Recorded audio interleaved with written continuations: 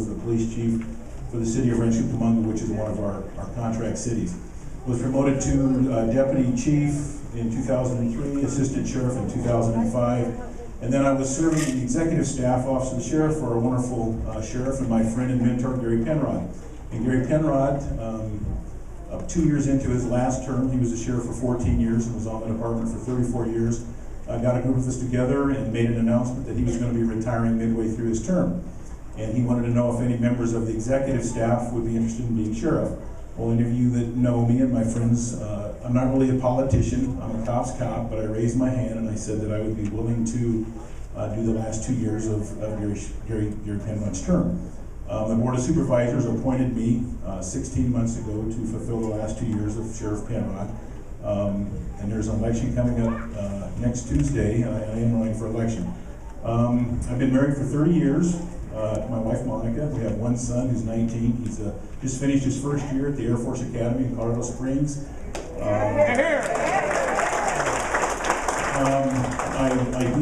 have a bachelor's degree in criminal justice and a master's degree in public administration from Cal State Fullerton. I went back to school after I was hired and got those. I'm pro Second Amendment. I am a big advocate of concealed weapons permits. There's been a lot of talk about what our policies are on concealed weapons permits. I've been part of the front office for many, many years, and currently we have 2,800 concealed weapons permits issued in our county. And there's 3 basic rules for you to get a concealed weapons permit in our county. First of all, you have to be a resident in the county. The law requires that. Second of all, you have to pass a criminal background to show that you have a decent background. And 3, you have to show a reason for it. And a reason can be as simple as you're a business owner, you carry large amounts of money, you've been threatened, or for personal protection. There's been a lot of talk that it's really hard to get a concealed weapons permit in our county, and I can tell you that is not the case. The last 16 months have been real challenging. Our county is facing severe budget crises. We are currently running with 100 deputy sheriff positions down. We're looking at a $11 million shortfall in our budget for this next fiscal year that starts July 1st.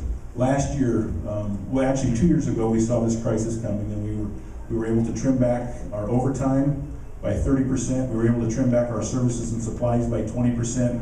And then we got into a federal contract housing federal inmates at our correctional facility in San Bernardino in order to generate funds.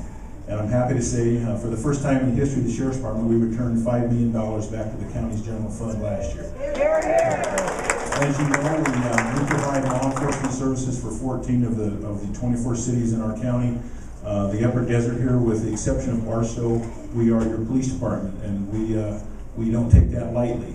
We had a very successful program up here last year. It was called Operation Desert Heat, where in a period of 31 days we arrested 1,200 gangbangers and put them in custody. I'm pro-death penalty. It's in my campaign statement that I'm pro-death penalty. There's a gentleman named Kevin Cooper. When I was a new deputy, he slaughtered the Ryan family in Chino Hills. I was one of the first deputies on the scene, and when I was a deputy chief, I actually got invited up to St. Quentin to watch him get executed. That was about 4.5 years ago. Flew up there, and at 11:30, the crazy Ninth Circuit decided not to execute him. Now, a lot of my friends thought I was morbid, and why would you want to go watch him be executed? Well, I believe in the death penalty, and I actually was one of the deputies that was at that crime scene, and it's still in my mind. And I'm hoping that I am, if I'm not a member of the Sheriff's Department, because this could take many, many, many years, but if I'm standing on this earth, I still have an invite to go watch Mr. Kevin Cooper be put to death. I would like to, you have 3 candidates here, and Paul Schrader is a good man. He's a good deputy sheriff. We've gotten to be almost friends. I mean, we don't call each other a whole lot. We have called each other a little bit, but I have nothing bad to say about Paul and his wonderful family. He's a Marine. He served his country. And he's running for sheriff, and he has a good platform, and I have nothing bad to say about him. There's another gentleman named Mark Averbeck who's running for deputy sheriff. He's a deputy sheriff in our county. The only thing that I'm asking the voters to do is to take a conscious effort, do your homework, and take a hard look at the 3 candidates that you have before you, and look at the experience, the background, the education, and the things that we have done in order to lead the 5th largest sheriff's department in the state of California. And I think it's an obvious choice, but again, this is a democratic process, and I love coming and talking to groups of people. I hate the political process. I hate the fact that you have to raise money. I hate the fact that it takes money in order to get your message out. I hate all of the political process of it. I can't wait until the election cycle is over, and I know my friend Paul feels the same way about it. We look at each other. I think we've both aged at least 5 years during this process, but it is a very important process. And as the video showed, the office of the sheriff is the oldest constitutional elected office, I believe, in the state of California, and it is a constitutional office. Now, some questions have been, well, I'm appointed. Yeah, I was appointed because that is a process. I would have much rather been elected, but the law requires that if an incumbent sheriff leaves office midterm, that the Board of Supervisors have the authority to appoint. Now, let me talk about the Board of Supervisors. There's a big black cloud floating around San Bernardino County, and it's sometimes almost embarrassing and disgusting to say that you work for the county of San Bernardino when you're traveling around our state because of all the corruption issues that have occurred. I can tell you, the Sheriff's Department, when the investigation with the colonies occurred, I asked Mike Ramos if there were any current, past, or present members of the Sheriff's Department that were involved in any of that, and he assured me that there was not. There's been some articles about some corruption in our department that had to do with the post certificates and things like that, and I know some of my opponents have brought that up, and I'm glad they have brought it up because we did investigate that. The case was submitted to the district attorney's office. There's hopefully going to be some criminal complaints coming out of that. The investigation is not completed yet, and there are certain Peace Officer Bill of Rights things that I cannot talk about with the individuals that are being investigated. With that said, I don't know do I know when my 10 minutes are up, or can I? There will be a bell, okay. Other issues that are of importance, we have jail overcrowding. The state of California was trying to dump 40,000 inmates about 2 years ago back into society.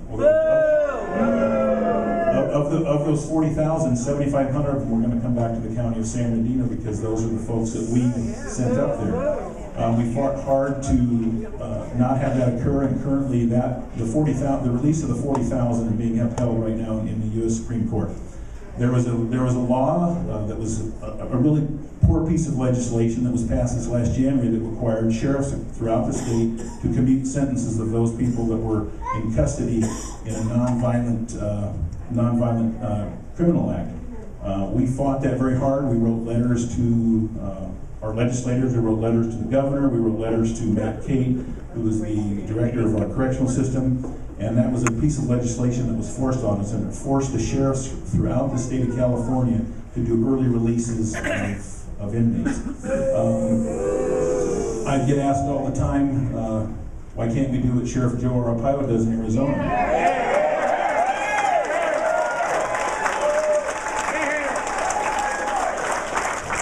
Well, I can tell you we have plenty of desert. We have plenty of space that we can put in tents. The problem is that the liberal state of California right now, the laws would not allow the sheriffs to put people in custody in tent cities.